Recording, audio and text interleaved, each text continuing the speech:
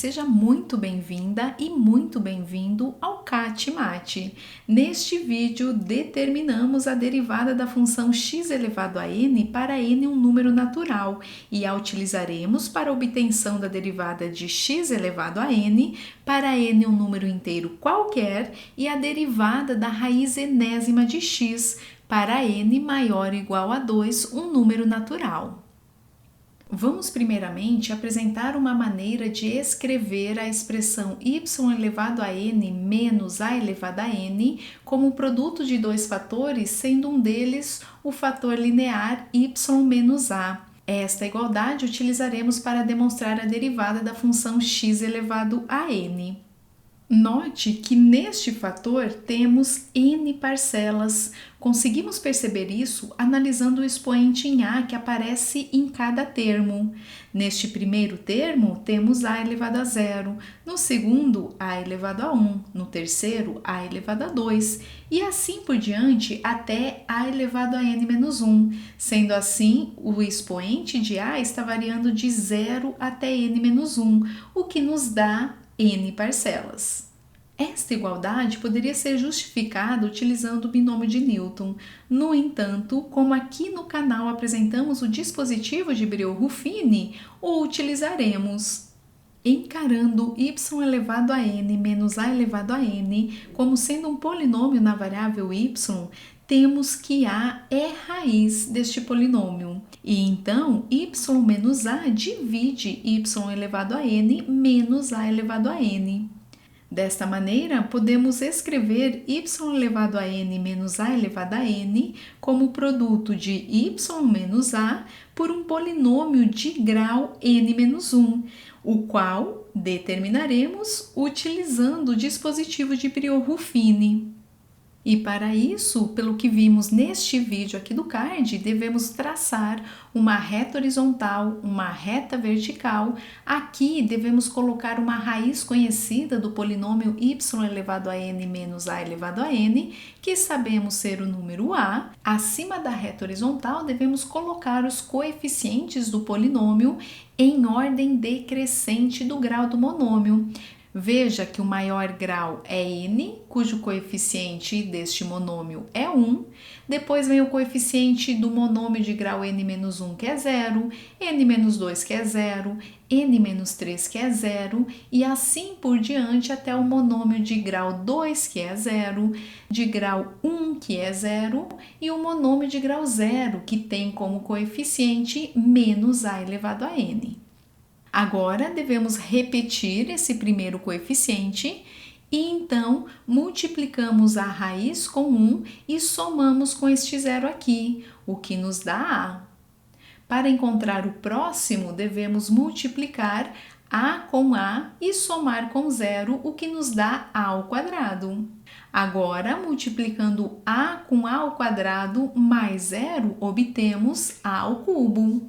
E procedendo desta maneira, chegamos em a elevado a n menos 2. E agora, para encontrar o próximo, multiplicamos por a e somamos com zero e obtemos a elevado a n menos 1. E, por fim, multiplicamos o a por a elevado a n menos 1 e subtraímos de a elevado a n, o que nos dá zero. Sabemos que este zero representa o resto da divisão. Estes números aqui correspondem ao polinômio de grau n-1 que estamos procurando. Sendo assim, este polinômio é dado por esta soma aqui e com isso provamos a igualdade. Muito bem, agora estamos preparados para determinar a derivada da função x elevado a n quando n é um número natural diferente de zero. E vamos mostrar que a derivada é dado por n que multiplica x elevado a n menos 1. Por definição, f' de x é igual ao limite da f de x mais h menos a f de x dividido por h quando h tende a zero. Mas f de x mais h é x mais h elevado a n, f de x é x elevado a n e chegamos neste limite aqui. Realizemos agora a seguinte mudança de variável. Vamos tomar o como sendo x mais h, então veja que h é igual a u menos x, e quando h tende a zero, u tende a x, e então este limite pode ser escrito da forma limite de u elevado a n menos x elevado a n dividido por u menos x, quando u tende a x.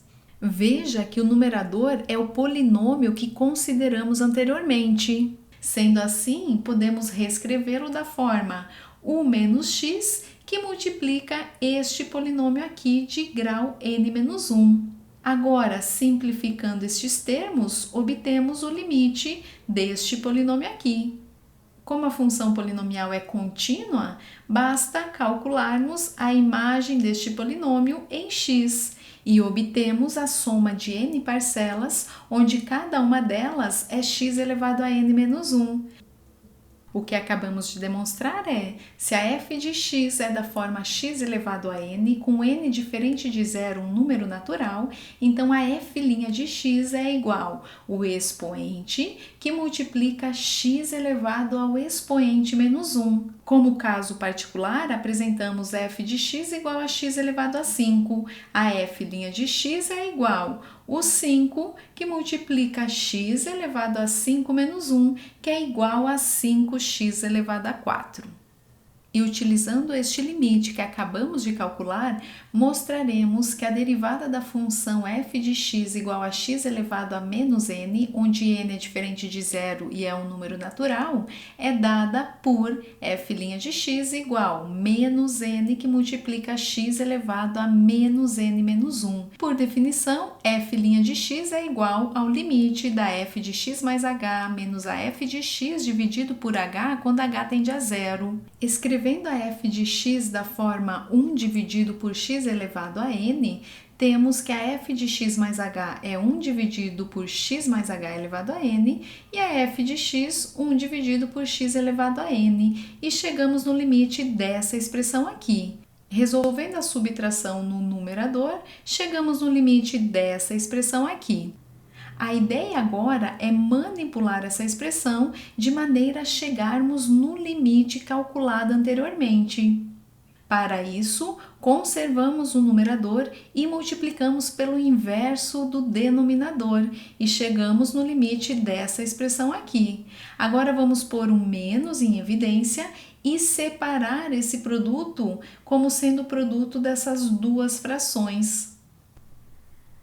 Aplicando a propriedade do produto de limites, podemos calcular o limite desta primeira fração vezes o limite da segunda. Veja que o limite da primeira é igual a menos o limite calculado anteriormente. E então, ele é igual a menos n que multiplica x elevado a n menos 1. Agora calculamos o limite desta função, que como é contínua, obtemos 1 dividido por x elevado a 2n. Mas 1 dividido por x elevado a 2n pode ser escrito da forma x elevado a menos 2n, e então, somando os expoentes, chegamos em menos n, que multiplica x elevado a menos n menos 1. O que acabamos de demonstrar é que a derivada da função x elevado a menos n, onde n é diferente de zero e é um número natural, é dado pelo expoente que multiplica x elevado ao expoente menos 1.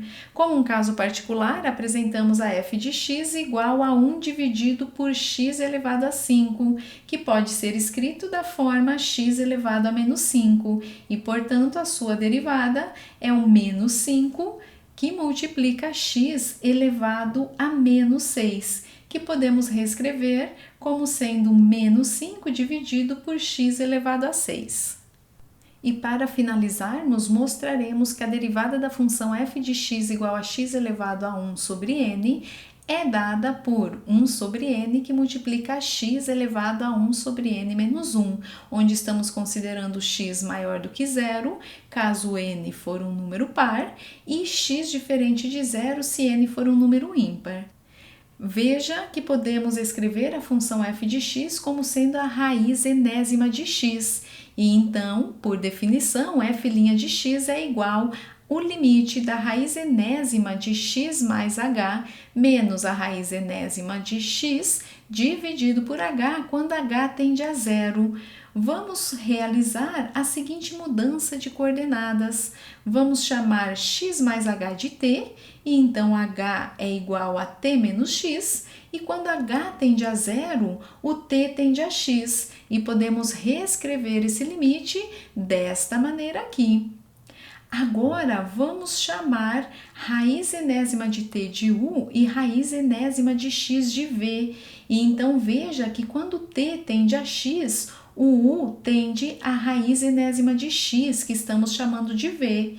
E, portanto, esse limite pode ser reescrito desta maneira aqui. O limite de u menos v dividido por u elevado a n menos v elevado a n, quando u tende a v.